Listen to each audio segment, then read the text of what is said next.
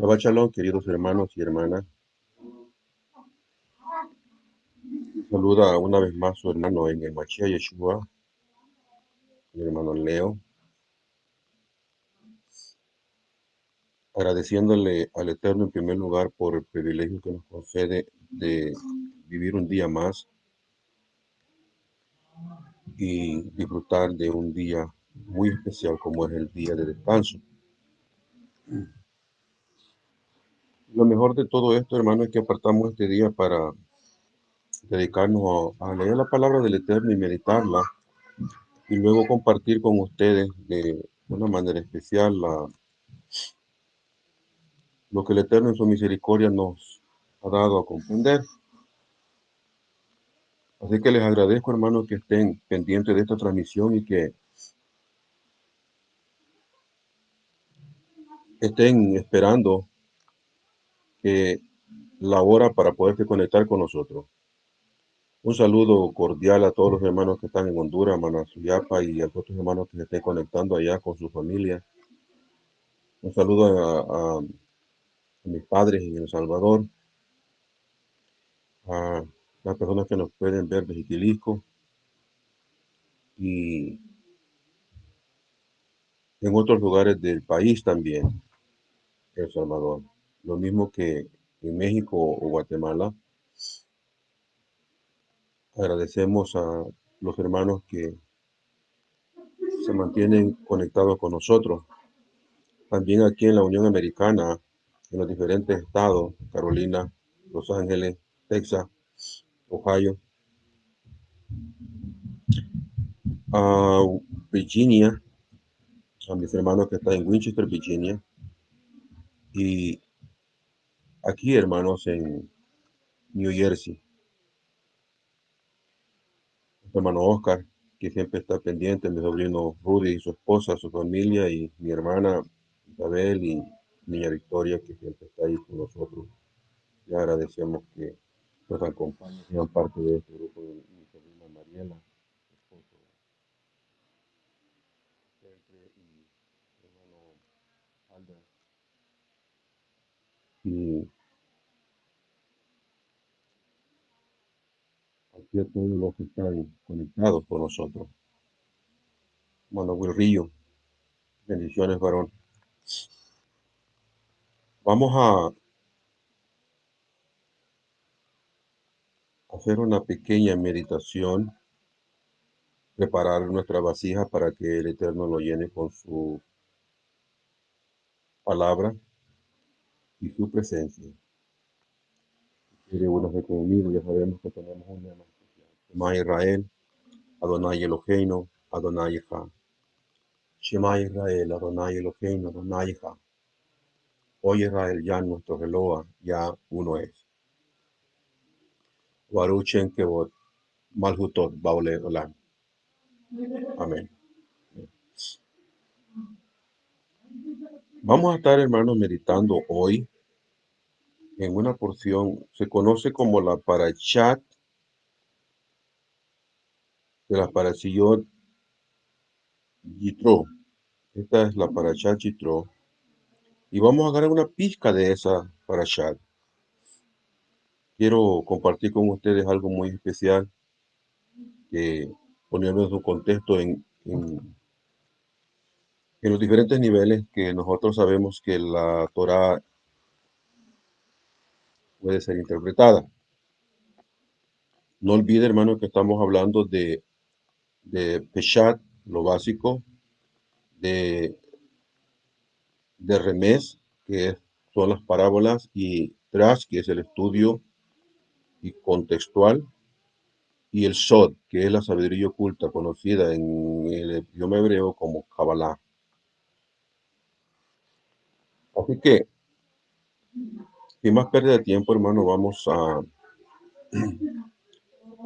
a entrar en detalle sobre nuestro estudio y lo titulamos nosotros los 10 enunciados.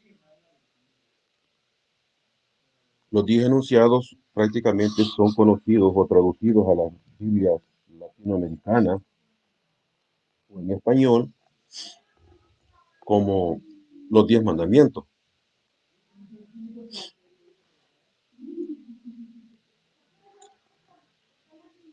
Y primero tenemos, hermano, que aclarar que la palabra parashiot es, hermano, se le llama así a una porción de la Torá, a una porción que se selecciona de la Torá cada semana. Una porción de la Torá, porque tenemos conciencia que en cada semana hay un paquete de energía y en las porciones, o sea, mientras nosotros estudiamos, allí se nos enseña a cómo canalizar esas energías para enfrentar los desafíos que tenemos por delante o a diario. Es decir, que cada porción es tomada de acuerdo a la energía que se sabe que desciende. Porque lo que nosotros todavía, hermanos, todavía no hemos llegado a comprender es de que la energía yace por encima de los 4 mundos. Ya hemos hablado de los 4 mundos y hoy los vamos a mencionar para que recordarles en sus memorias, aunque a mí me gustaría de que, aparte de memorizárselo, usted tenga sus anotes y sus apuntes. Un día de esto le voy a preguntar a cada uno de mis hermanos a ver que me mande un foto de los apuntes que tiene de los aprendizajes de cada paración o de cada estudio. Y porque es bueno, hermano, porque si no, nosotros estaríamos perdiendo, ¿qué? 1 hora y media o 2 horas a veces de nuestro tiempo si no hemos aprendido nada o si no aprendemos nada. Acuérdate que la idea de estudio es aprender para poder compartir con otras personas de una manera muy elocuente y muy objetiva cuando toquemos un tema. Así que la porción de la Torá que se ha seleccionado para cada semana está ligada o conectada a esa clase de energía que desciende. Cada mes desciende una energía. Cada vez que la luna regresa, bueno, como dijimos, la luna nueva, en el primer día viene una energía extraordinaria. Por eso se celebra Rosh Hodesh, o sea, la luna nueva, traducida la luna nueva. La idea de eso, hermanos, es que recibir esa energía y enfocarla en una buena dirección para nuestro bienestar, porque tenemos un mes por delante. Pero de igual manera, ve que la luna avanza después de una semana, ya tiene cierta visibilidad más grande que cuando salió. Entonces ya tiene otra clase de energía, que sería la primera semana y para esperar la segunda semana. A los 15 días usted va a ver cómo se ve casi la mitad de la luna y es otra clase de energía que está emanando hacia la Tierra. Y pues, de acuerdo a esa energía, está la porción de la Torá que se escoge para poder aprender y canalizar esa energía. Y así luego pasa la tercera semana, cuando está en cuarto, ¿cómo se llama? En cuarto creciente. Y luego tenemos, como se dice, la luna llena. Es cuando ya toda la energía se vació y ahora va a ir y cuando regrese va a tener más energía para el siguiente mes. Así sucesivamente. En realidad se trata de energías que son, hermanos, que son precipitadas de los mundos superiores a nuestro mundo llamado Malhut o el mundo de Asia, que es acción. Espero que cuando yo hable de esto, ya ustedes que han estado conmigo durante mucho tiempo estén bien familiarizados y no se les suene extraño prácticamente estas expresiones. Así que, teniendo en mente esto, ya aclarando que las parecidos son porciones de la Torá que están relacionadas a los diferentes paquetes de energía que mandan los astros hacia la Tierra, y estas instrucciones de la Torá, esa porción nos ayuda o nos enseña nos instruye para que aprendamos a cómo recibir esa energía y la sepamos canalizar. Yo creo que esto queda claro. Así que, sabiéndose, teniendo eso en mente, que el primer día de la semana en lo que es lo que se conoce como domingo en el mundo cristiano, ustedes saben, en el mundo pagano, para nosotros es el primer día de la semana, según el calendario hebreo bíblico. ¿Ya? Hay gente que ha llevado prácticamente ha llevado un sinnúmero de, ¿cómo le puedo decir?, de contiendas por estos términos de calendario bíblico o calendario griego romano y discutiendo entre un día y lo otro y qué pasó, y cuál es el primer día y cuál es el día del Señor y todas esas cosas. Y lo que aquí se enfoca, hermano, prácticamente es canalizar las energías. Cada Shabbat se recibe una energía. Es diferente a las energías que vienen en los otros días de la semana. Por eso este día prácticamente viene siendo un día especial. Amén. Este día viene siendo un día especial. ¿Por qué? Porque la energía que emana este día es una energía positiva, es una energía especialmente para aquellos que apartamos tiempo para estarla ah, meditando, para estarla estudiando, para estarla evaluando y conociendo cómo podemos implementarla en la vida cotidiana. Luego pasamos, hermanos,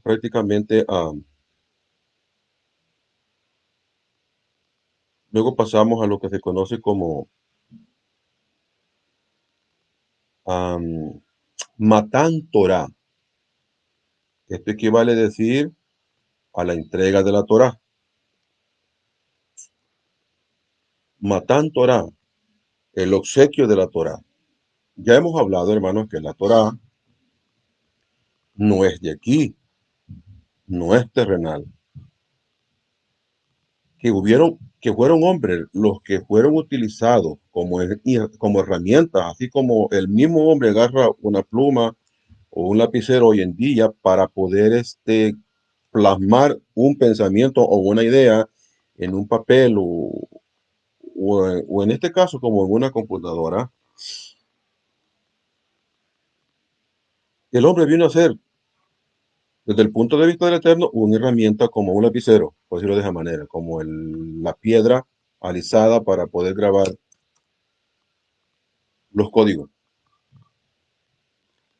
Pero que el contenido, la esencia, no es de acá, viene de allá, del mundo de Asilut. Y cuando hablamos del mundo de Asilut es el mundo de emanación. Acuérdese que es lo primero que sucedió.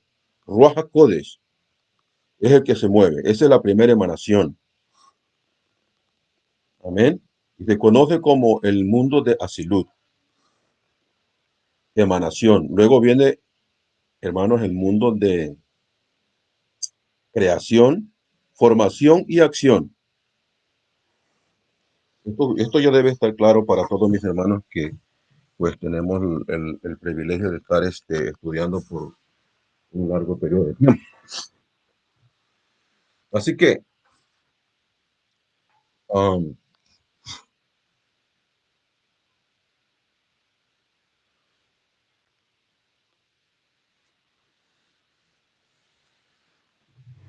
así que para mí es un privilegio, hermano, poder compartir con ustedes esta bendición de este conocimiento de las escrituras. Matán Torah, el regalo de la Torah. Lo que sucede esta semana, y no estoy hablando de esta semana en sí, sino más bien la semana en que se entregó la Torá. Amén. Lo que sucede la semana en que se entregó la Torá, que fue exactamente el día 5 de Sivan, que viene siendo así, es como el tercer mes del calendario hebreo, que abarca entre mayo y junio. Voy a repetir esto de vuelta. La Torá fue entregada el día 5 del mes bíblico hebreo llamado Sivan. Y ese mes Sivan es el tercer mes del calendario hebreo bíblico. Y para entrelazarlos con el calendario griego romano, estamos hablando mayo y junio. Ah, entonces, dando por sentado de que el primer mes es Nisan, o mejor dicho en hebreo, déjenme ver, el mes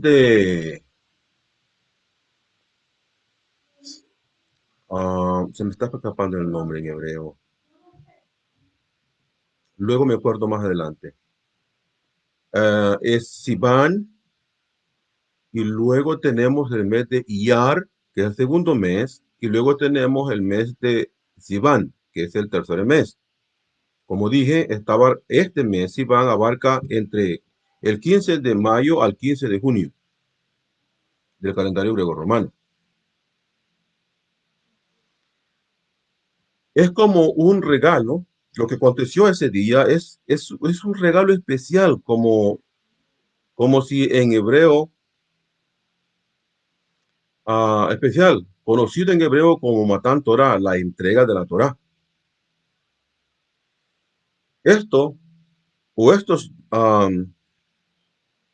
estas 10 enunciados, traducido como dije al principio, mandamientos, son conocidos son conocidos en hebreo, en el nivel Sod,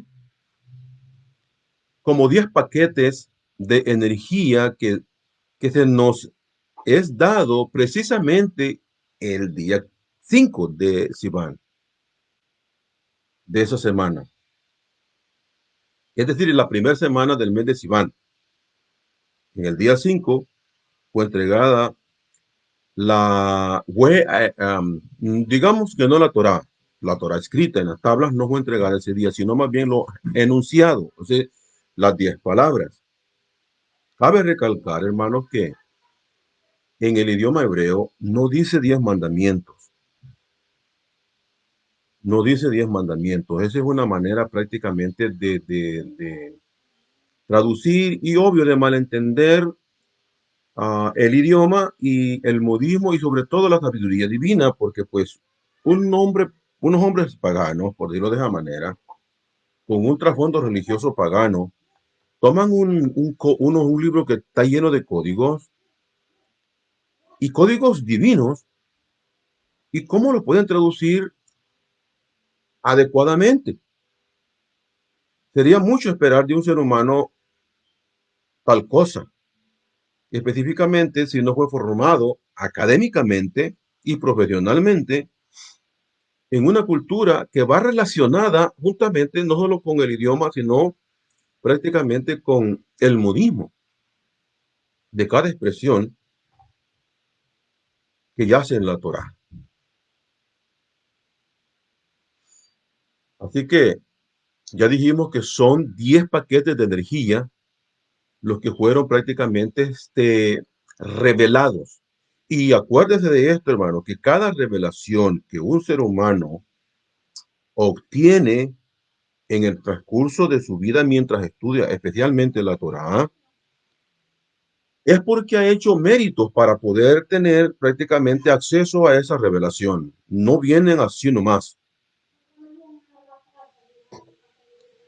No viene prácticamente las revelaciones así nomás. Necesita haber hecho mérito. O sea que para que esos 10 enunciados que son paquetes de energía que fueron precipitados del mundo de Asilut hacia el mundo de Malkut, aquí donde nosotros, el mundo, o sea, el mundo, la tierra,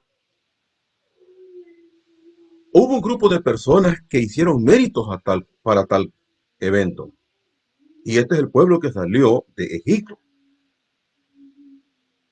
El pueblo que salió de Egipto, hermano, espiritualmente, como se usa en el mundo cristiano, para que nos entendamos, eran personas elevadas, sumamente elevadas. No eran cualquier persona. Solo imagínense que pudieron bajar, hicieron mérito no solo de bajar la Torah del tercer cielo, o en este caso, en primer lugar, la revelación de los enunciados como paquetes de energía, sino que también del primer cielo pudieron ser merecedores de comida divina, es decir, de comida de Malachim, conocida como maná. Y si esto es poco, esa misma generación no murió de viejo, no murió de enfermo. Esa generación, hermano, murió prácticamente por desobediente, no por enfermo, no de viejo, porque cuando reciben esas energías, sucede algo extraordinario que más adelante vamos a hablar de ello. Así que lo que tenemos acá es que hay 10 paquetes de energía que fueron precipitados desde el mundo de Asilut, pasando por el mundo de Beria y el mundo de formación y el mundo hasta el mundo de acción. Y quienes hicieron los méritos, el pueblo que había salido de Egipto. Ahora, esas energías, estos 10 paquetes de energía que fueron precipitados del primer mundo de arriba hacia abajo, abren la idea o ponen las bases para que haya una persona en especial que pueda tener la capacidad y la habilidad o el nivel espiritual, por decirlo de esa manera, para que nos entendamos, de poder subir no solo los 10 niveles que hay en el mundo de Malhut, o sea, la tierra tiene 10 niveles, sino pasar al mundo de formación que tiene otros 10 niveles y luego pasar al mundo de Beria, de creación, que tiene otros 10 niveles, para así poder llegar al mundo de Asilut, donde hay otros 10 niveles. Estamos hablando, si hay 4 mundos y cada mundo tiene 10 niveles, estamos hablando de ¿cuánto? Exacto, de 40 niveles.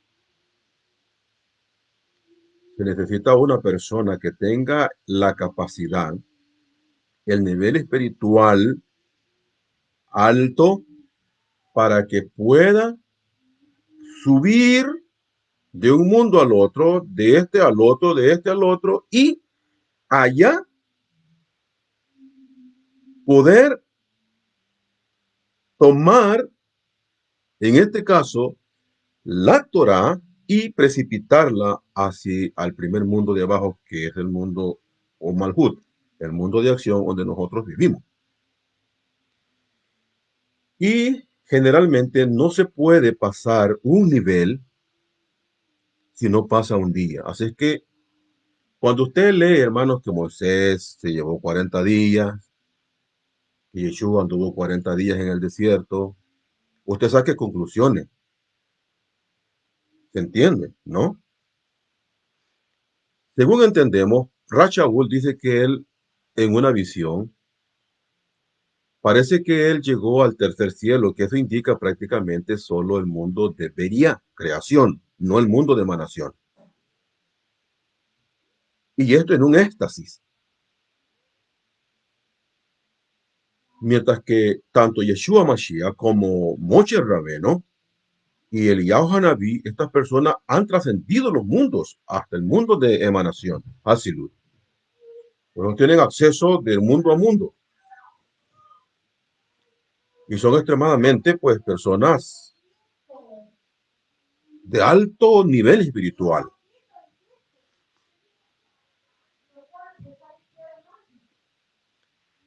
Este 5 de Sivan es dada nada más y nada menos que la revelación de la Torá, y esto según la misma Torá. Este día, el cual es el día 49 de la salida de los hijos de Israel de Egipto, marca un punto de referencia. Y frente al monte Sinaí fueron vistos los 10 enunciados, conocidos también como los 10 mandamientos.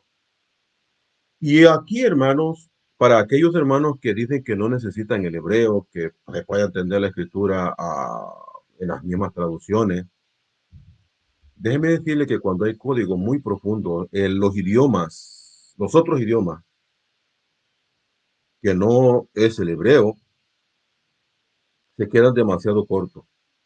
Porque en hebreo no dice que escucharon los, los mandamientos o los enunciados. En hebreo dice que vieron la voz y vieron el sonido del shofar. No es lo mismo ver que oír.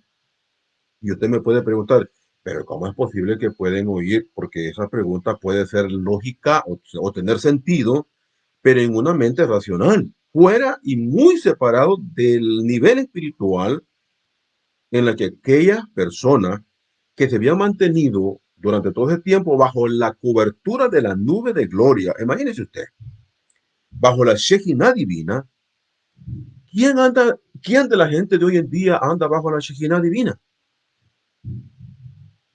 Si una persona de hoy en día se mantuviese bajo la Shekinah divina, bajo la presencia divina, déjeme decirle de que estas personas fueran capaces no de oír, sino de ver las palabras y los sonidos divinos. Esto indica o explica prácticamente por qué el pueblo, alarmado, le dice a Moshe Rabeno, le pide que el Eterno no hable con ellos, que mejor Él les hable a ellos y que el Eterno le hable a Moshe. Y vamos a creer así, porque lo que estaba experimentando el pueblo era extremadamente extra ¿cómo se dice? Um, sensa, déjeme ver, sensacional. Es decir, estaba por encima de los sensores, de los 5 sentidos, pues vaya, sensor sensacional, algo así. Estaba por encima de los 5 sentidos comunes. Acuérdense que nosotros tenemos 5 sentidos, o es decir, sensores que detectan las cosas de afuera que están fuera del cuerpo, las detectan y ellos meten esa información dentro de nuestro cuerpo. Los sensores, como son lo que se conoce como los 5 sentidos, también son sensores que el cuerpo tiene para identificar los ruidos, los olores, me explico, y y ver, hablar.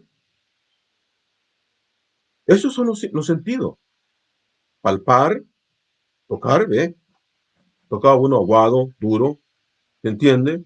Son los sensores que extraen información externa hacia lo interno. Nosotros siempre actuamos bajo los 5 sentidos, generalmente. No hay persona casi hoy en día que use ni el 6.º sentido, menos, hermano, ir más allá,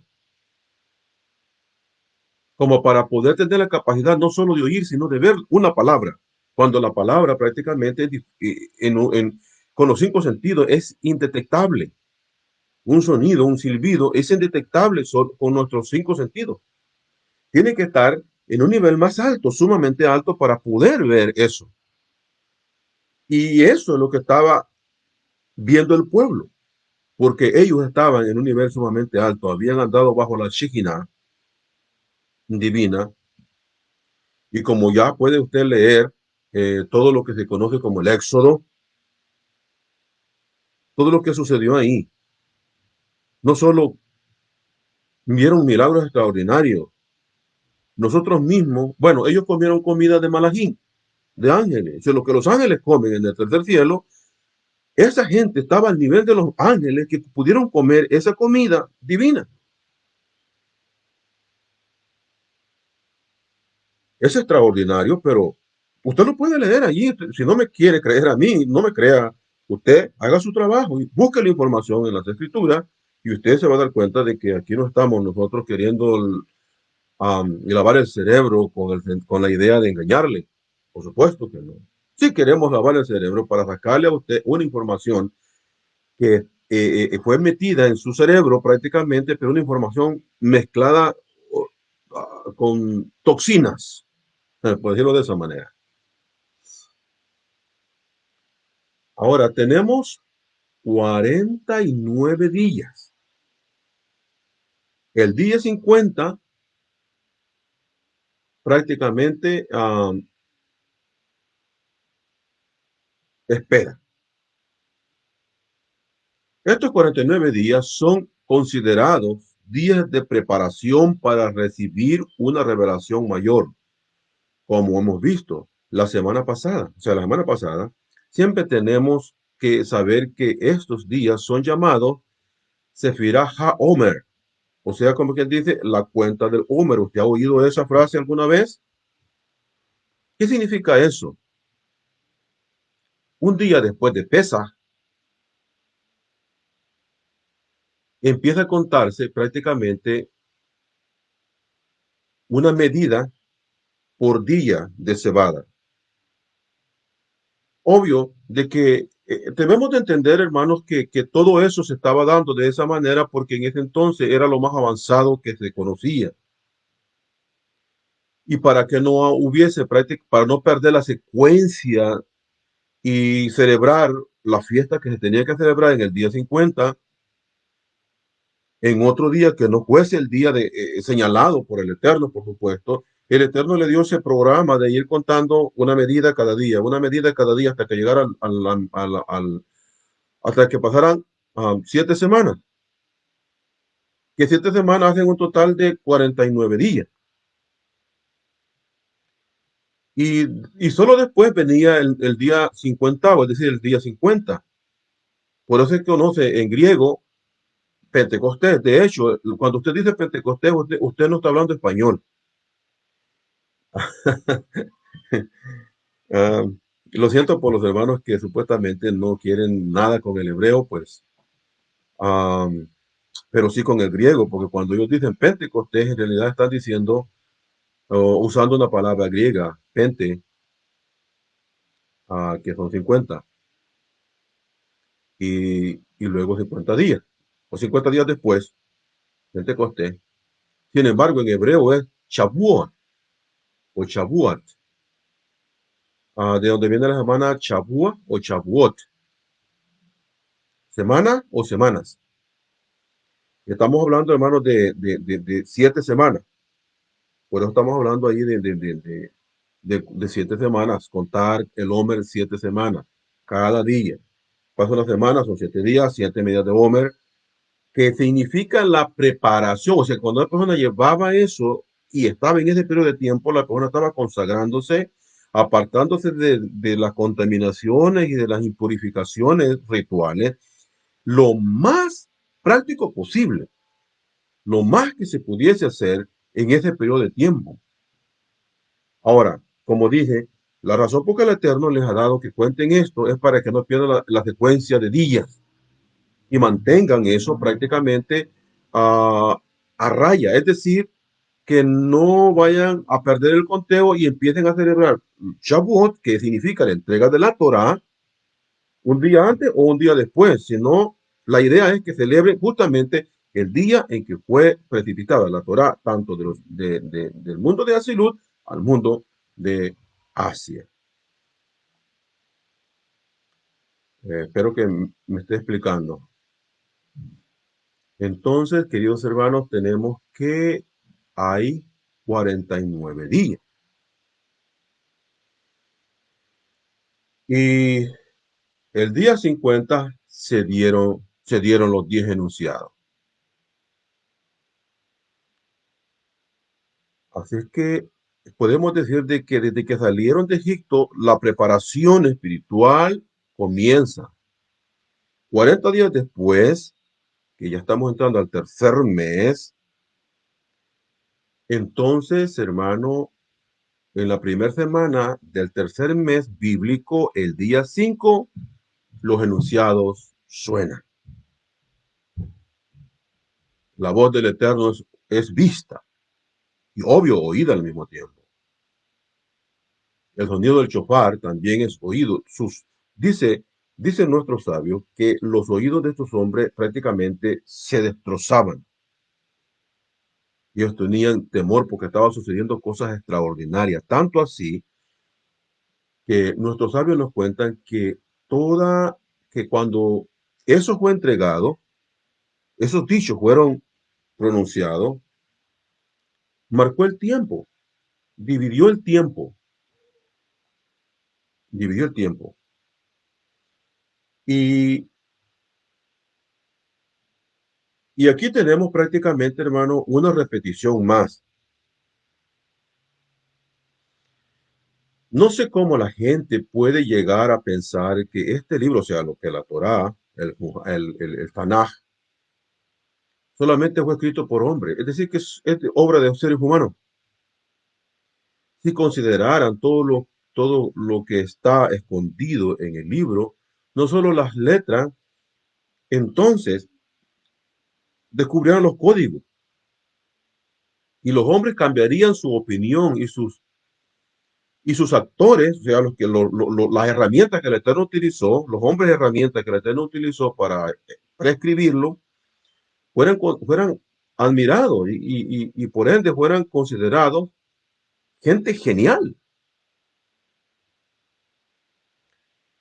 Cuando Torá, cuando la Torá fue entregada, se cambió la historia, cambió la historia. Déjenme, hermano, ser realista con usted. Yo he sido de unas personas de que difícilmente acepto algo hasta que no lo digiero bien y hago mi trabajo de asegurarme de que eso es así. Y la manera de hacerlo, hermano, no es como algo otras personas lo plantean, porque algunas personas saben qué es lo que plantean, es de que ellos oran antes de leer, y yo no digo que eso está malo, eso está bien, no vaya a malentender, oran antes de leer y le piden al Eterno que mientras leen, según ellos, por supuesto, lo que ellos comprendan, esa es una revelación que ellos han recibido de parte de Él y esa es la auténtica y que es la única. Cualquier otra persona que venga con otra idea es diferente a la que Él ha obtenido después de haber orado y de haber leído, esa otra idea es errónea. Pero resulta de que esa otra idea que le plantea el otro hermano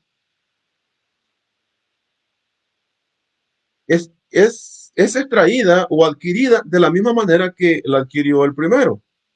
Es decir, aquel hermano que viene con una idea diferente también antes de leer, oró y esperó una revelación, según él la obtuvo, y aquí tenemos otro hermano que oró y obtuvo otra revelación, pero cuando los dos se topan, cuando pone las dos ideas sobre la mesa, no concuerdan ni una con la otra, y hay una pequeña diferencia o de objetividad y de revelación, y uno dice que el Espíritu se la reveló y el otro dice que también que el Espíritu se la reveló. Una de las preguntas que nos podemos hacer al respecto es, ¿cómo es posible que Ruach HaKodesh haya emitido dos revelaciones distintas a dos personas que buscan desde su punto de vista una revelación, tratando la manera de comprender unos escritos que son en hebreo y con ideas y conceptos hebreos, pero sean diferentes una con la otra. Y por ende no se pueden juntar, no pueden vivir y convivir y compartir en comunión entre ellos porque la mentalidad es diferente de una con la otra. La comprensión de la misma porción es diferente la una de la otra. Y por esa razón, esas personas que, entre comillas, han recibido una información del mismo Ruach HaKodesh, no conviven y se mantienen separados. Personalmente puedo decir, querido hermano y hermana, que tal acción, donde quiera que esté, exista y la tenga, es la que ha creado prácticamente más de 30,000 organizaciones religiosas. Y dije organizaciones, no estoy diciendo iglesias, o sea, filiales, porque cada organización tiene muchas filiales. Y porque cada quien ha hecho, cada líder que fundó esa organización hizo su propia, adquirió su propia revelación y por eso se mantiene aislado de los otros. Y todo aquel que acepta la revelación que él uno tuvo, entonces se une con este. Pero el que no está de acuerdo se va con el otro. Y así formaron los grupos y hay más de 33,000 o 35,000 denominaciones, o sea, organizaciones con un montón de filiales a nivel mundial, pensando que han tenido revelaciones. Ahora bien, como estaba diciendo, personalmente yo en la religión no podía aceptar la idea de que hubiese un antes y un después, tomando la idea de un tiempo continuo. Esa es mi idea. Y aunque eso es así, porque la Torá que se dio, que hace, podemos decir, como 3,500 años atrás, es la misma, ella no cambia. Y si no, ¿qué dijo? ¿De dónde o qué significa cuando dice que marchítese la hierba o séquese la flor o séquese la hierba, marchítese la flor, pero la palabra, o sea, la Torá de Yuhei Evangelio de Hakadosh Baruch Hu, permanece para siempre? Si la Torah permanece para siempre, ¿cómo entonces hay un antes y un después? Tenemos que explicar esto, ¿no? Y amerita una explicación. Así que yo tomé un versículo, hermano, para intentar de alguna manera, o unos versículos para intentar de alguna manera poner en contexto esta idea. Vaya conmigo al libro de Romanos, capítulo 5, versos 13 al 21. Romanos 5, 13 al 21. Dice de la siguiente manera. Si esta carta la escribió Rashaul a la comunidad hebrea que vivía en Roma, podemos llegar a decir así, que esta es la manera en que Rashaul entendía la Torah e intenta explicarle de esta manera a ese grupo de hebreos que vivían en Roma y que pues después del evento de Shavuot, de los Shluachim de Rabbi Joshua Hamelech, que habían venido de Roma y de Ponto, de Capadocia, de Bitinia, usted sabe eso. Y luego, después que pasó el Shavuot, se fueron a sus ciudades donde vivían, obviamente. Entonces, los que de Roma, los romanos que habían llegado a Jerusalén a celebrar y se regresaron de vuelta, llevaron eso allá. Entonces, no se quedaron callados, hicieron un trabajo y compartieron la experiencia que vivieron en Jerusalén para las fiestas de Shavuot, la compartieron con el resto, que no pudieron ir.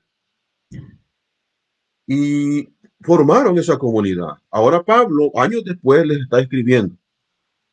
Estamos hablando que históricamente estamos hablando que si Yeshua HaMashiach vivió aproximadamente cerca de 33 años Entonces, las cartas de Pablo fueron escritas como en el año 45 en adelante. Entonces estamos hablando de que 33 a 45, estamos hablando de que 7 más 5 a 12 años. O sea, que había pasado cerca de 12 años que esa comunidad en Roma estaba formada. Y Pablo oye de un conflicto que hay allá de opiniones y ahora se siente la obligación de escribir una carta a esa comunidad para tratar la manera de explicar y solucionar algunas ideas que estaban surgiendo de superioridad. Acuérdense que esa es una de las razones por las que Pablo escribe, para explicar cosas que se están malentendiendo en las comunidades. Entonces Pablo dice, pues antes de la ley, ese punto es bien importante, ojo con esto, porque cuando Rashaul dice antes, está marcando un tiempo. Amén. Un antes y un después. Y por eso yo quiero ser honesto con ustedes, porque yo no aceptaba un antes y un después, sino más bien un continuo. Pero cuando hablamos de la Torá, estamos hablando desde un tiempo para acá, porque la Torá prácticamente no había sido precipitada, sino hasta 49 días después que Israel salió de Egipto. ¿Me explico? O sea que de los 49 días hacia atrás, más los años pasados, todas las generaciones anteriores, no habían tenido Torah. Si más bien, algunos pocos consejos sí habían habido, pero no la Torah en sí. Por eso que Rachabul dice, pues antes de la Torah, traducido, traducido al español como la ley, había pecado en el mundo. Obvio, antes que la Torah viniese, el pecado se había multiplicado. Pero como Rachabul dice, pero donde no hay ley, no sin culpa de pecado. O sea, si no hay un legislador, si no hay algo que te diga a ti o a mí, mira, eso está malo, entonces como no me dicen, como nada o nadie me dice que eso está malo, yo tengo toda la capacidad por delante de hacer lo que se me antoje, por no decirlo de otra manera.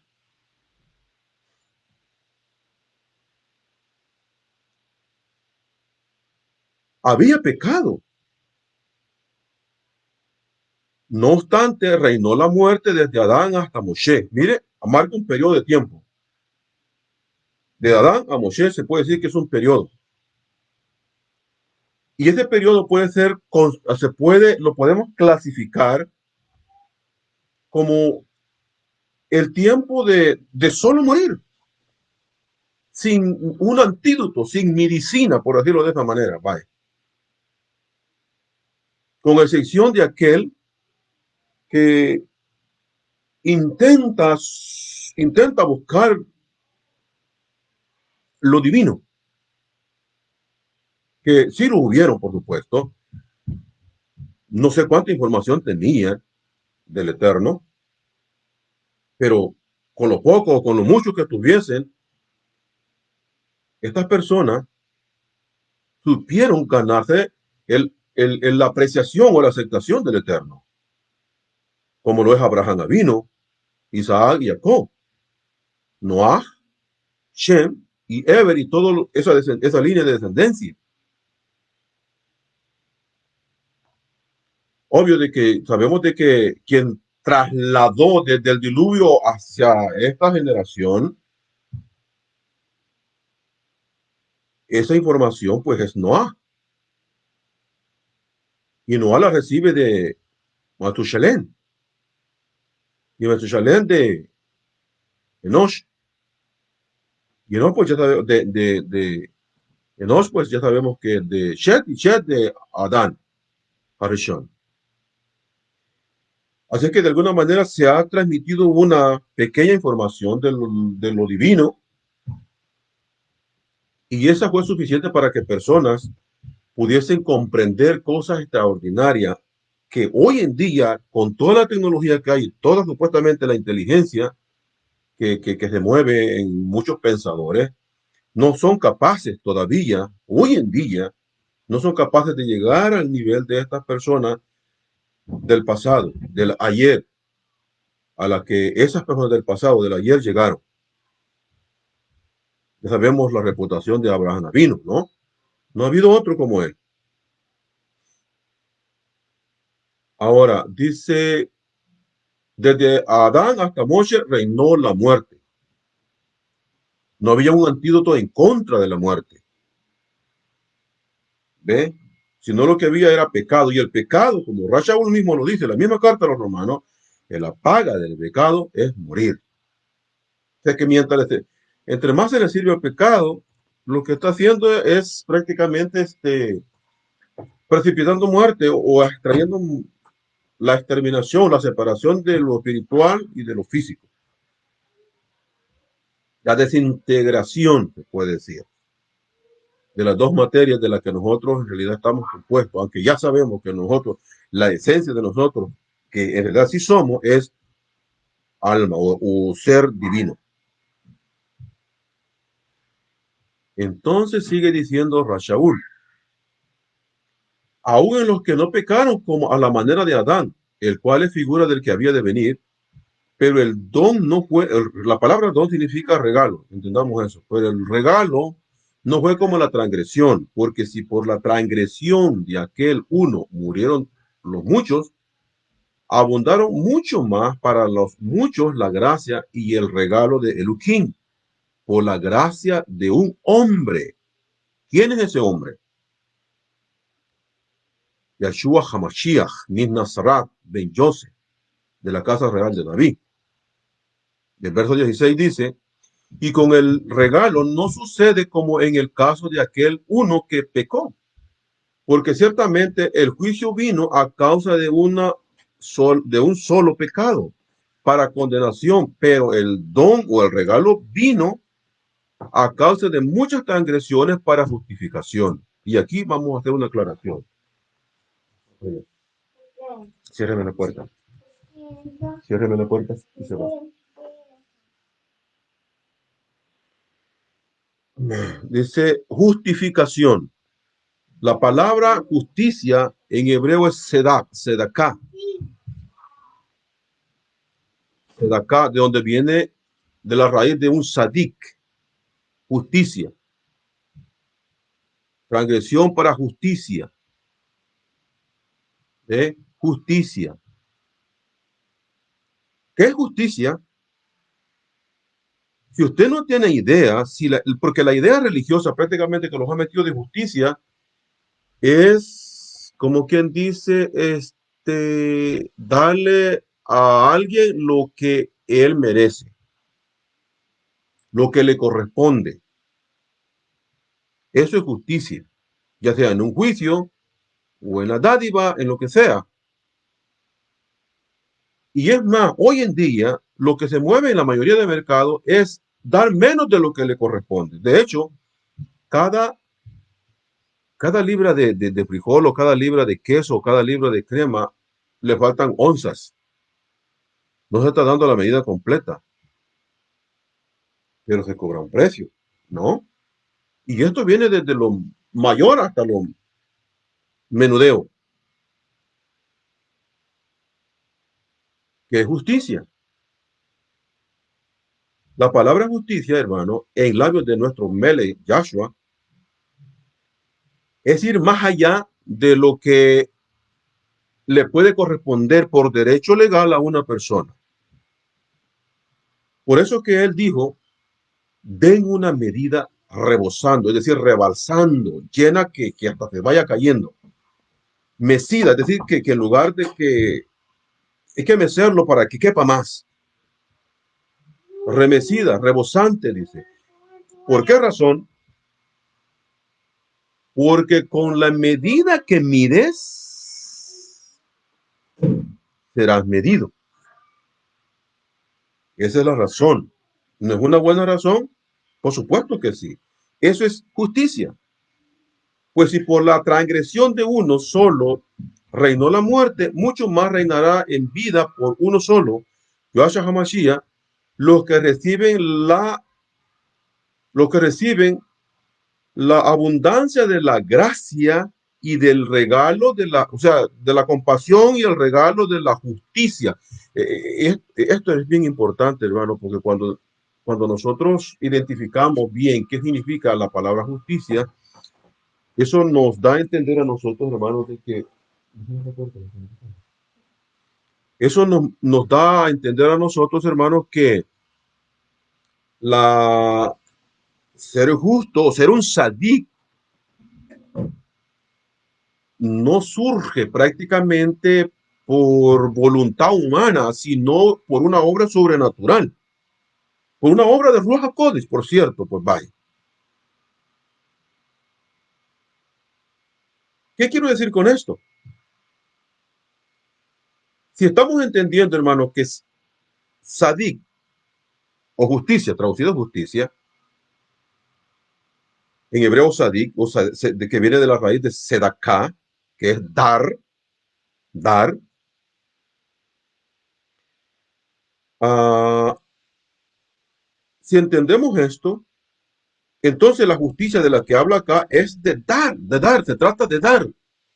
Pero eso no nace, como está diciendo acá, que es un regalo. Miren, vuelvo a leer conmigo. Dice el versículo 17, pues si por la transgresión de uno solo reinó la muerte, mucho más reinará en vida por uno solo. Yahshua Mashiach, o sea, por esa persona que logró llenar el estándar y mostrarnos cómo que funciona la cuestión. Porque eso es lo que estamos perdiendo de vista nosotros. Yeshua es el ejemplo. ¿Se explica? Yeshua es el ejemplo. Él mismo lo dijo, para como yo he hecho, vosotros también hagáis. No dijo, ya lo hice todo y ustedes no tienen que hacer nada.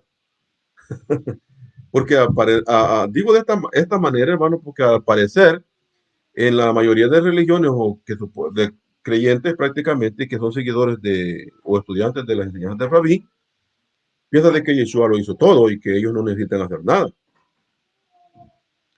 Dice, los que reciben la abundancia de la bondad y del don de la justicia. O sea que ser justo, ser dadivoso, compartir con el necesitado, compartir de lo que a uno le ha costado adquirirlo y compartirlo con otro, eso es un regalo que el Eterno inserta dentro de nosotros, por supuesto, de la persona que se dispone para poder ser una persona dadivosa,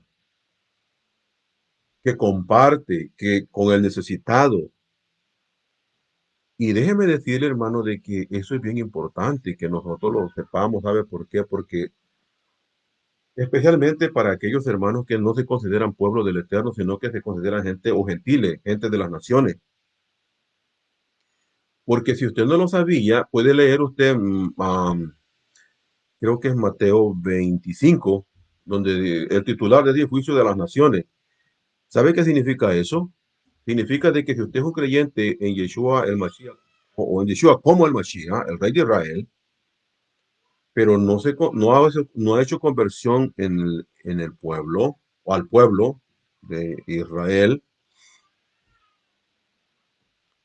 entonces, hermano y hermana, usted que no se considera parte del pueblo, usted va a ser presentado ante ese juez puesto por el Hakadosh Baruj Hu, para rendir cuentas. Y él va a juzgar a las naciones. Y allí mismo dice que como nación, gentiles, porque una cosa es el pueblo y otra cosa son los gentiles, que significa el resto de las naciones, dice de que él va a hacer una separación. Cuando ponga a los gentiles en masa enfrente, él va a hacer una separación de ese grupo de gentiles y va a hacer división, va a crear dos grupos de esos gentiles. Y de esos gentiles parte va a entrar a vivir el reino milenial y otra parte va a ser excluida. Léalo usted. Y la base, y esto es más importante, la base sobre la cual va a tener acceso, la parte que va a tener acceso de los que se han separado, que son llamados, según el escritor, ovejas, esta parte que va a tener acceso o derecho legal de entrar a vivir al milenio,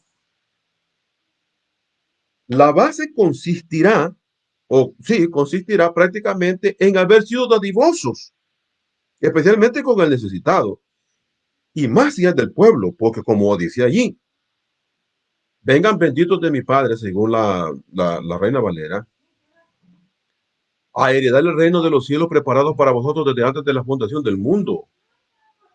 Y luego sigue diciendo, porque tuve hambre, se da cuenta que se trata de ser sedacá.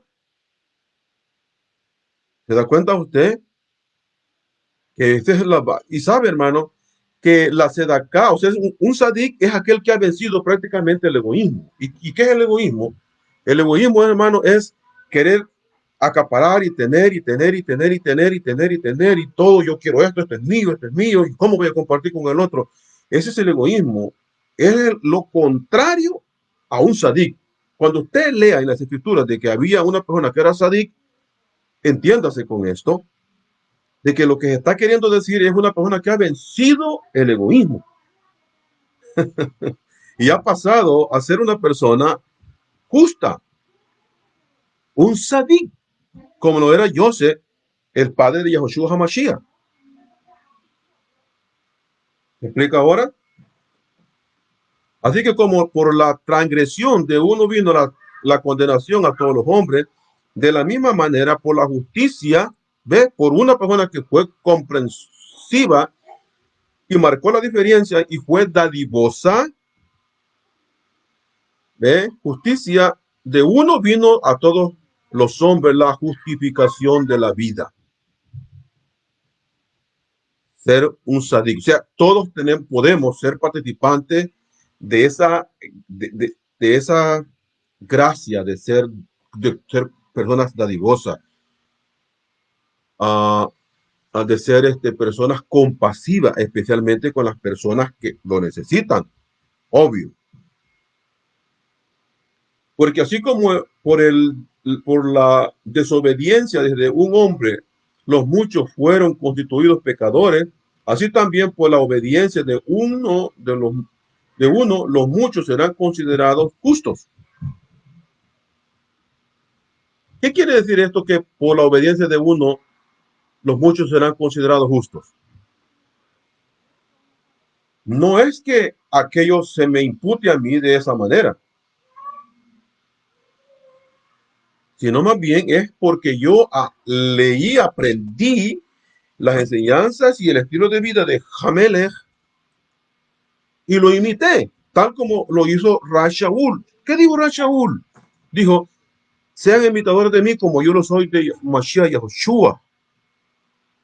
Es de imitar, emular, hacer las mismas cosas que hizo el líder. En este caso, el rabí. Hay un solo rabí, Yahshua HaMashiach min Nazaret. Y él lo dijo. Pero la Torah se le imputa para que fue introducida, dice, pero la Torah fue introducida para que el pecado abundase. Mas cuando el pecado abundó, sobreabundó la gracia. Para que, o sea, prácticamente la manera de contrarrestar.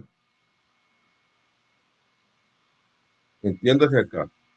Que los puntos que están en oposición es la avaricia, el egoísmo y la generosidad.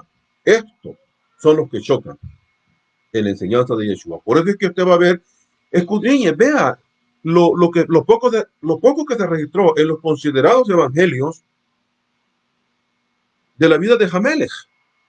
Y usted se va a dar cuenta de que el rabí no tenía ni dónde recostar su cabeza, porque todo lo que conseguía él lo repartía, y de paso, por ser una persona tan elevada, tenía acceso a los mundos de las emanaciones y podía extraer cosas de allá y precipitarlas en el mundo físico, tales como, ¿se acuerdan ustedes de los milagros de la multiplicación de la comida?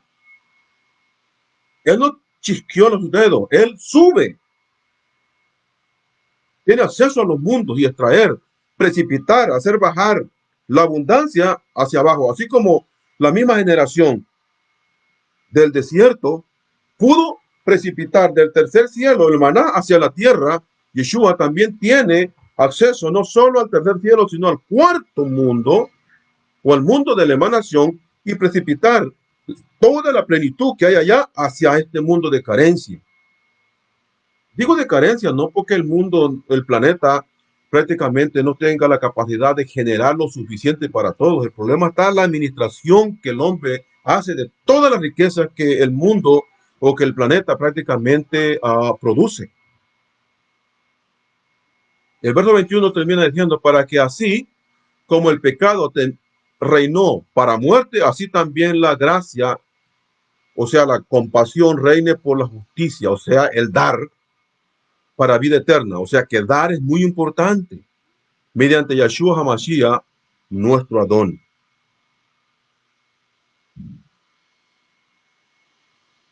Ahora, hay un antes y un después. Y esto es, hermano, la entrega de la Torah. El día 5 del mes de Sivan, tercer mes del calendario bíblico. Y alguien podrá decir, y en realidad ese día 5 no fueron las tablas, no sucedieron, las tablas no fueron dadas el día 5. Lo que sucedió el día 5 fueron los enunciados, la voz, las 10 palabras. No es casualidad, querido hermano, de que el Eterno haya reconstruido la tierra con 10 palabras también. Ahora tenemos prácticamente, ¿sabe qué dijo el Eterno? Sea la luz. Y la luz se hizo. El Eterno solo dijo, sea la luz. Y se le dio permiso a la luz que la luz diera vida al resto. Por eso que dice Yohana, capítulo 1, dice que la vida del hombre estaba en la luz.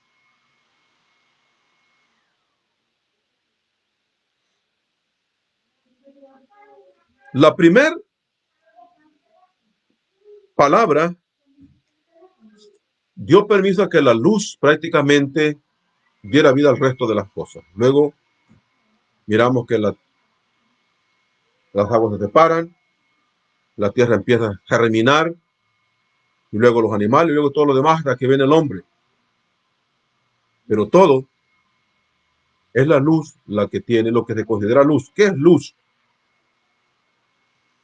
Hay muchos ejemplos de poder aclarar esa expresión de qué es luz. Uno de ellos es conocimiento, porque si no tenés conocimiento estás en oscuro, es como llamado ciego. En los labios de Yeshua, ciego que guía ciego, si es una persona que no entiende, que no ve, que no comprende bien exactamente cómo deben ser las cosas, al final de cuentas se pierde. Se pierde en el sentido de que no llega hasta donde va. Esto es como cuando usted va, busca una dirección y por alguna razón el GPS se le borra, se le pierde y luego no sabe cómo y por qué dirección tomar. Eso es perderse. No en el sentido griego-romano que nos enseñaron que perderse es como ir a una condenación eterna. Olvídese de eso. No estamos hablando de eso. El día que se nos dio los 10 enunciados, literalmente cambió el curso de la historia. De la misma manera que se cambió la historia con el ministerio del Rabí Yahoshua, el pueblo estaba aún asustado, en pánico, perplejo, y le dijeron a Moshe Rabeno, háblanos tú a nosotros, pero que el Eterno no hable con nosotros, y te creeremos. ¿Qué estaban viviendo? ¿Qué es lo que estaban viendo? ¿Qué estaban sucediendo ahí? Estaban sucediendo cosas que los 5 sentidos, oiga, voy a volver al punto de vuelta. Ahí estaban sucediendo cosas que los 5 sentidos no, los sensores, pues nuestros, no podían comprender. Los cinco sensores que nosotros tenemos para extraer información de afuera hacia adentro no son capaces. Estos eran sobresensoriales. Lo que ellos estaban viendo eran cosas sobrenaturales. Tanto así que nuestros sabios nos cuentan que aquel hombre que les faltaba una mano, con esos paquetes de energía que fueron precipitados a este planeta, la mano le creció y se le restauró. ¿Se ha conocido eso?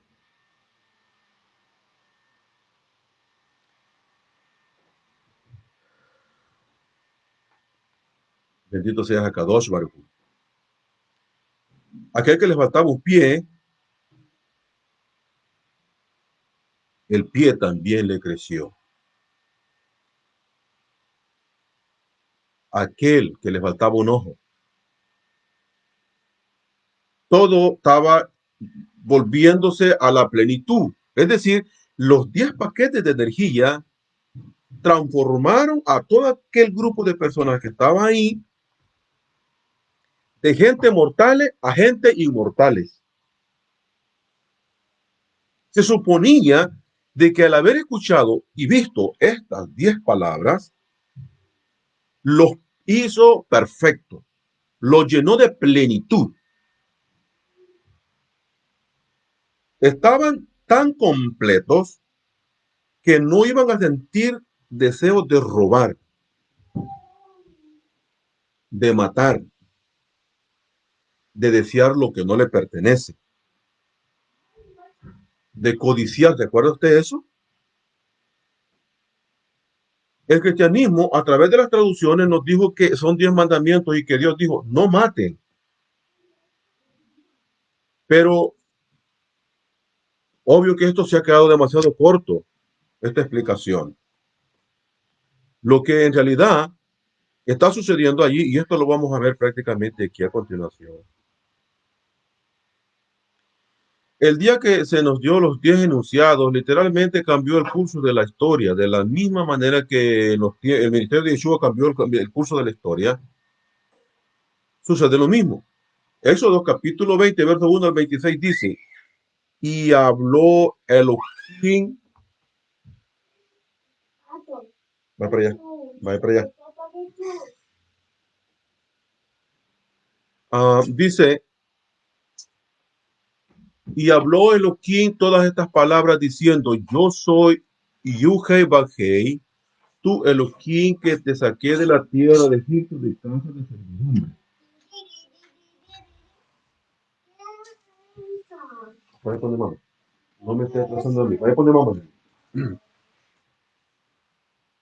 Disculpen, hermanos, que hay niños. Por eso me vengo a encerrar así porque no me dan tiempo, no sé, a mí, de hacer mi trabajo. Déjenme ver si tengo comentarios. Que si tiene alguna pregunta, se lo voy a responder a continuación porque ahorita no tengo el tiempo, mis queridos hermanos. Pero les prometo que voy a revisar esto y yo voy a tener la gentileza de responder pregunta relacionada al tema, por supuesto. Y yo le responderé a continuación.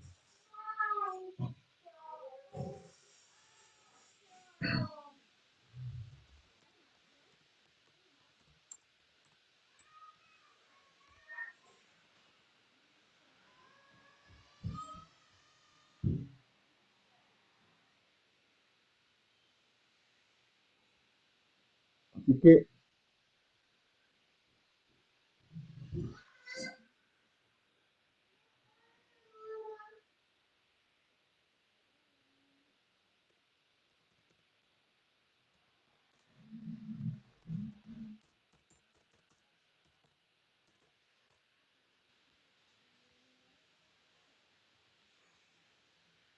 déjenme ver, hermano Tama. Dice, de hecho, hermano, tanto así que se conoce esto como los 10 mandamientos, que si usted se da cuenta, Lo primero que acontece acá no es un mandamiento. Y habló el Eterno todas estas palabras diciendo, yo soy Jehová tu Elohim, que te saqué de la tierra de Egipto de casa de servidumbre. Ese no es un mandamiento. Sin embargo, se considera como mandamiento en las traducciones. Pero en realidad, usted solo tiene que saber eso, que el Eterno se está identificando con su pueblo, el cual ha traído rápido hasta el monte Sinaí, y le está diciendo, yo soy que lo saqué, y soy fulano de tal, y ya. Ese no es un mandamiento. El que sale en el versículo 3 se pareciese que es un mandamiento, pero prácticamente lo que está diciendo ahí es de que si tú conoces quién fue el que te sacó, tú ya no tienes necesidad prácticamente de tener otro Dios o otro poder que pueda superar al que te liberó de donde no podías salir por tu propia cuenta. O sea que en el momento, querido hermano y hermana, que uno se da cuenta de que solo hay un Elohim o un poder, una divinidad, basta. Olvídese de María, olvídese de San Pedro, olvídese de San Juan, olvídese de San Pablo, olvídese de todo. Usted no lo necesita. Bote esos altares. Tire la basura, todas esas cosas. Olvídese de una dualidad, de una trinidad. Olvídese de esas cosas. Solo hay un Elohim, hay un poderoso, hay una divinidad. Él, de él procede todo. De ahí se precipita todo hacia abajo.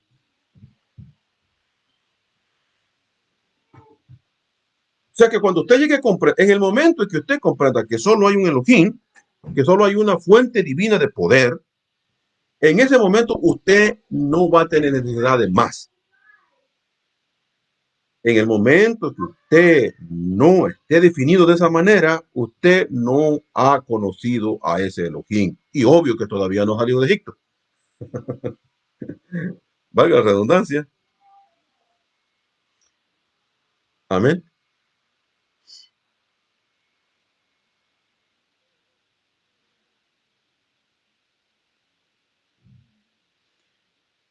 ¿Y qué podemos decir? Dice, dice, no tendrás Dios obvio.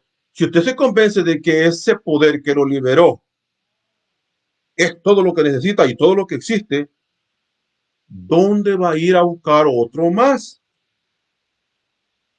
¿Y para qué va a buscar otro más si usted ya se dio cuenta de que el que lo encontró y lo liberó es todo lo que necesita? Ya no necesito otro más. Eso es lo que le quiere decir el versículo. O sea, yo soy volando de tal y tú no necesitas nada más. Yo suficiente para ti.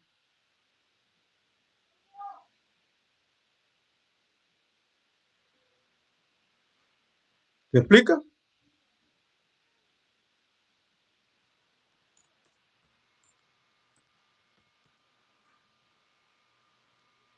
Se explica, ¿no?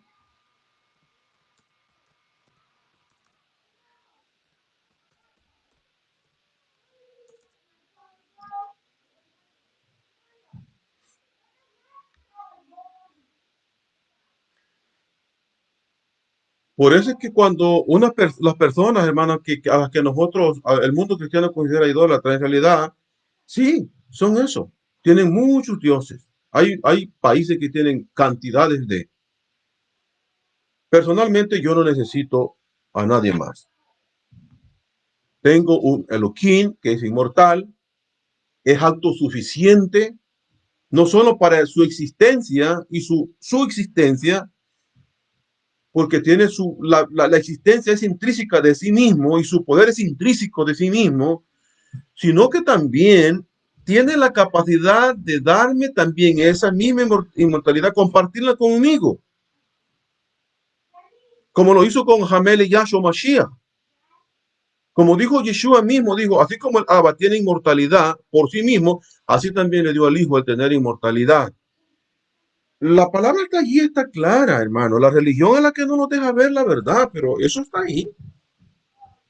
Usted lo puede ver. Así que cuando usted se convenza de eso, dejará de pensar de que hay un segundo Dios, un tercer Dios, un cuarto Dios y un quinto y un sexto. Olvídese de eso. A menos que todavía se mantenga en Egipto, usted puede tener más de todos. No te inclinarás a ellos ni los... O sea, yo no veo necesidad de eso. O sea, la persona que sigue haciendo eso es porque no conoce al Eterno. No lo ha conocido. Luego dice,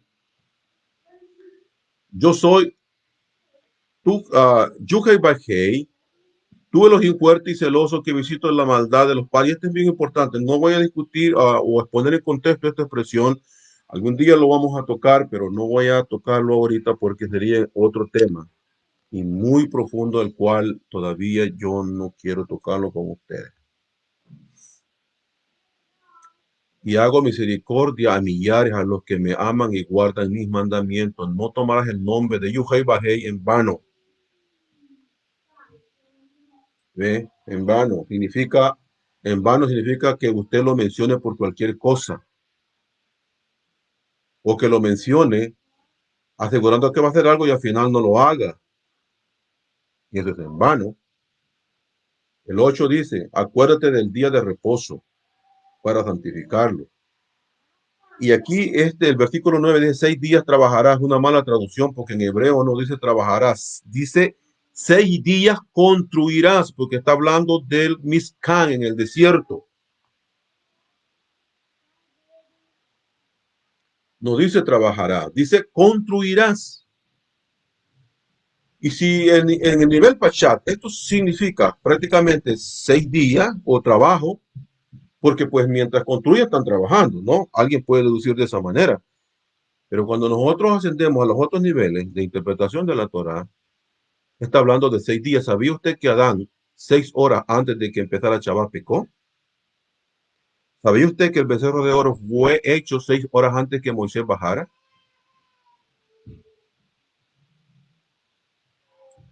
¿Sabía usted que hay 6 días de creación según los Pashat?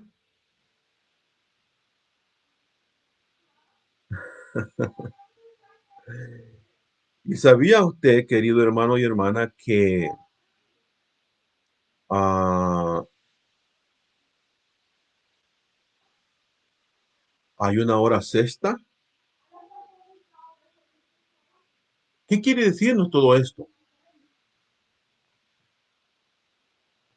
Lo que nosotros no sabemos de qué son códigos, hermanos, que están ahí y que nosotros, la religión no nos enseñó para nada eso. Ahora nosotros tenemos que hacer un trabajo personal. Usted por usted, yo por yo. Y lo que podemos hacer nosotros prácticamente cuando comprendamos algo de esto, compartirlo con los demás para que los otros también se informen y vayamos saliendo, hermanos, ¿cómo le puedo decir? Se puede decir así, abiertamente, del error.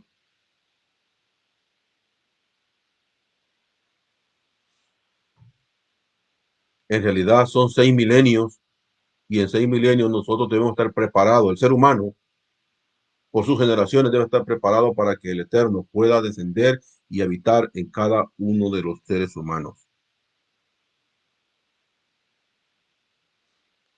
Y pues cada mandamiento que dice no matarás, ¿qué significa no matarás?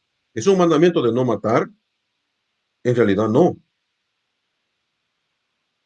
Ya dijimos que no hay mandamientos así de esa manera. Lo que hay son anunciados, que son paquetes de energía que lo llenarán a aquel que los escucha, a aquel que los recibe, lo llenarán de tal manera de que ya no sentirá deseos de matar. Es decir, imagínese usted, el pueblo que estaba ahí presente recibió inmortalidad, todos inmortalidad, al escuchar y ver la voz. Todos fueron restaurados, como Adán al principio, inmortales. Y en esas condiciones, ¿quién podía matar a quién si todos eran inmortales?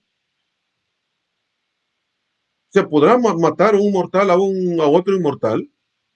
Eso es imposible. Por eso estamos hablando que son inmortales. Y por eso no matarás. O sea, ¿cómo va a matar a alguien que es inmortal? No puedes matarlo, no matarás. O sea, esa idea se te va a quitar, no va a venir a la mente. Vas a estar pleno, vas a estar completo, vas a estar perfecto. Eso es lo que significa no matar. No matarás, o sea, no en el sentido de que no vas a ir si no vas a sentir el deseo de vengarte, porque estás completo, has subido al nivel donde hay plenitud. ¿Se explica? De eso es que se está hablando acá. No matar, no codiciará, o sea, la persona que, que codicia es porque todavía es egoísta, ¿ve? Porque todavía no ha sido lleno de plenitud. Nuestro Mashiach, Hamele Yahshua, fue lleno de la plenitud y él no tenía envidia de nadie. Es más, así dice la escritura, porque en él habita completamente toda la plenitud, ¿ve? Plenitud significa estar completo, que no necesita nada. Él no necesita vengarse, él no necesita matar a nadie, él no necesita robarle a nadie, él no necesita desear nada de nadie, porque está completo. Como dijo Rachaúl, y vosotros están completos en él. Mientras usted y yo no estemos completos, vamos a carecer de algo, vamos a tener necesidad de algo, vamos a tener necesidad de pasar por encima de otro, extraer algunas cositas que no nos pertenecen, un pequeño engaño por allí pensando de que eso de alguna manera puede pasar, cuando en realidad sabemos que está malo. Yo no digo, hermano, de que no haga lo que usted considere que es malo y quiere hacer, hágalo. El problema va a ser de que también va a tenerse las consecuencias y de eso no lo va a librar nadie. A nadie, ni a mí ni a usted. O sea, si yo hago algo malo y estoy consciente que es malo, pero lo hago, en el momento que lo hago, va a venir consecuencias. Porque hay un sistema que el Eterno preparó que se va a encargar de eso. Y así es como funciona esto, hermano. Esto es práctico, esto no es teórico. La religión enseña teoría, nosotros enseñamos práctica. Y eso es lo que queremos, hermano, que se viva. Vivir Torah. Y hacer que cada mandamiento que usted encuentre ahí, cada enunciado prácticamente, no se va a hacer por la simple y sencilla razón de que va a estar pleno. Usted me puede preguntar, ¿cómo es que fueron inmortales y después murieron y entraron a la tierra prometida? ¿Mm? Si alguien se hizo esa pregunta internamente y no me la hizo a mí, con tal de que se la haya hecho allí o se la haga cuando escuche el video, antes de que yo le dé respuesta, lo voy a felicitar. O lo felicito desde ya. Pero aquí está la respuesta. Sucede de que 6 horas antes de que Moche Rabeno bajara con las tablas, el pueblo fabricó un becerro de oro. ¿Y sabe qué pasó? Una vez más, perdió la inmortalidad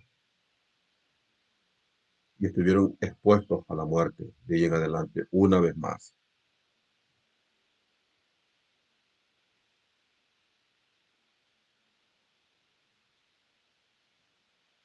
Bendito sea Kadosh Baruj Hu.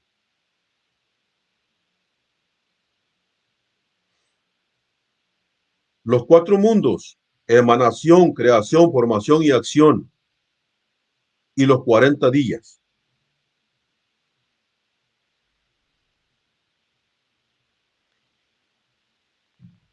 Nuestros sabios han enseñado, hermanos, de que cada mundo tiene 10 niveles.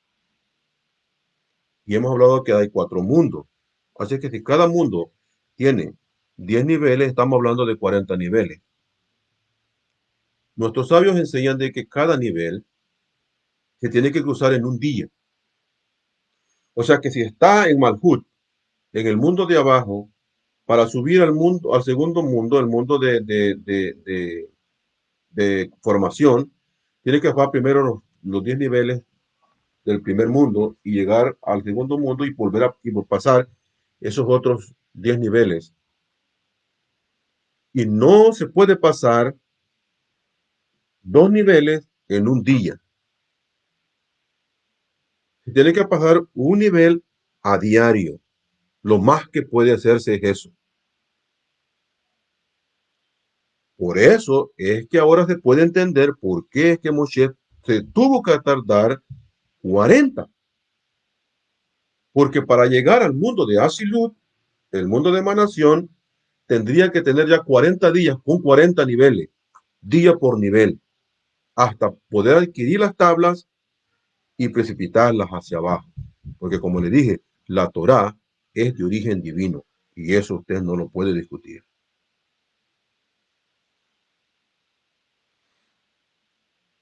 Así que compare eso con lo que Yeshua hizo 40 días en el desierto. Nosotros podemos decir, hermano, en el desierto, ahí en el Sinaí o en Arabia Saudita, sí, hay una historia peshat, pero Yeshua no estaba simplemente ahí. Él subió al mundo de Asilut también. Y lleno de Ruach HaKodesh, la misma escritura lo dice. Entonces empezó a enseñar en Cafarnaún y empezó a hacer milagros extraordinarios. ¿Sabe por qué?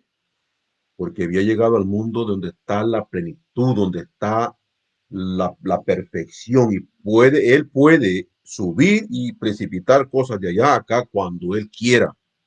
Sabe el camino, sabe manejar, sabe conducir, sabe cómo llegar y cuándo regresar y qué ir a traer a los mundos superiores. El problema de nosotros, hermanos, es que no sabemos ni dónde están parados y por eso el Naví dice, párense, stop, párense, párense, por los caminos que van, párense y pregunten por el camino antiguo y anden en él. Eso es lo que la escritura está diciendo. Miremos lo que dice 1 Corintios 15, 53, 55, que dice, porque es necesario que esto corruptible se vista de incorrupción. Eso fue lo que le pasó a Yeshua al Mashiach. ¿Entiende usted eso? ¿Qué significa eso? Que la calidad de vida que Yeshua vivió apegado a la Torá lo hizo acreedor a que su cuerpo, que se podía podrir en el sepulcro, no se pudriera, sino que se vistiese del antídoto que detiene la pudrición, que se tradujo aquí corrupción. Y esto mortal, lo que se disipa, lo que se vuelve polvo, esto, el cuerpo, obvio, esto mortal, cuando el escritor dice, y esto mortal, o sea, este cuerpo que se vuelve polvo, se vista de inmortalidad. ¿Entiende eso? Pero cuando esto corruptible se haya vestido de incorrupción y esto mortal se haya vestido de inmortalidad, entonces se cumplirá la palabra que está escrita. Y aquí voy a dar un alto. Porque erróneamente, hermano, nosotros pensamos erróneamente nosotros pensamos, hermanos, que pensamos nosotros erróneamente, o la religión nos enseñó eso de que fue por la acción de Nahamel y Yahushua que se cumplió el versículo que dice, sorbide la muerte en victoria. Pero no, al menos en parte. Porque cuando el escritor, este escritor, o sea, Rachaúl está escribiendo a los corintios, les dice, Porque es necesario, el versículo 54 dice, pero cuando esto corruptible se haya vestido de incorrupción y, ah, quiero ver, pero cuando esto corruptible se haya vestido de incorrupción y esto mortal se haya vestido de inmortalidad, entonces se cumplirá la palabra que está escrita. Devorada ha sido la muerte en victoria. Ahora bien, la palabra, entendamos, hermano, y aquí voy a entrar en un detalle. Hace algunos tiempos atrás, le voy a decir esto para crear el contexto y hacer la conexión y usted lo comprenda. La palabra, hace algunas enseñanzas atrás, yo le explicaba que cuando tres o cuatro o cinco rabinos, los que sean, para poner un ejemplo, se reunían, oiga usted, se reunían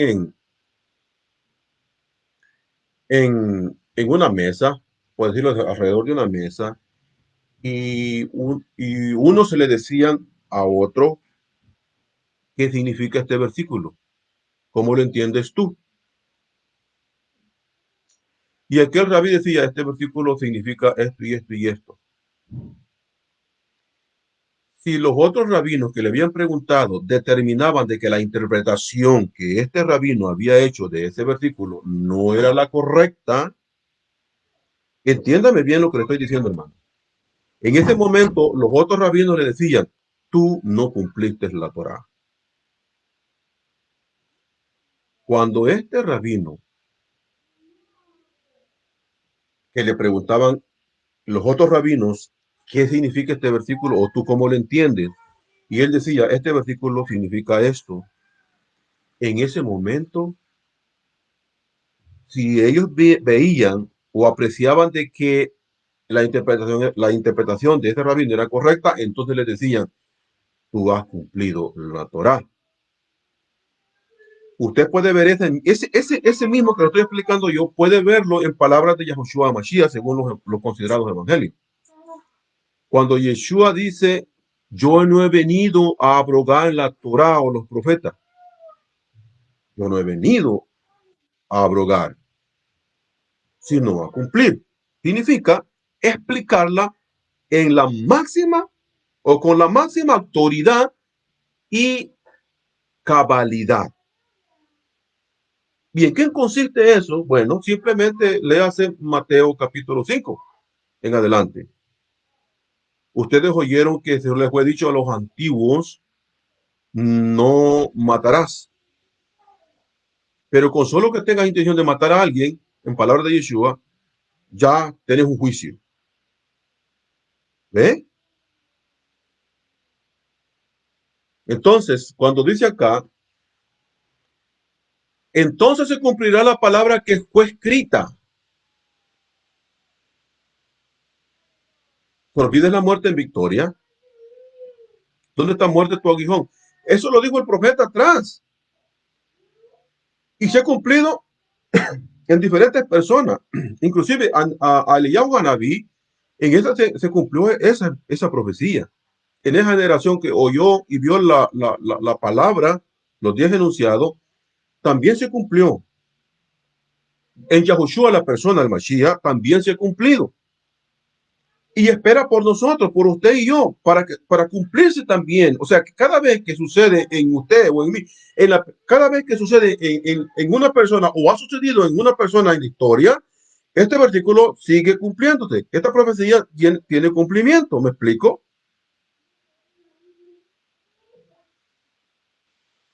Y de eso se trata. Isaías 25:8 dice, Él destruirá la muerte para siempre.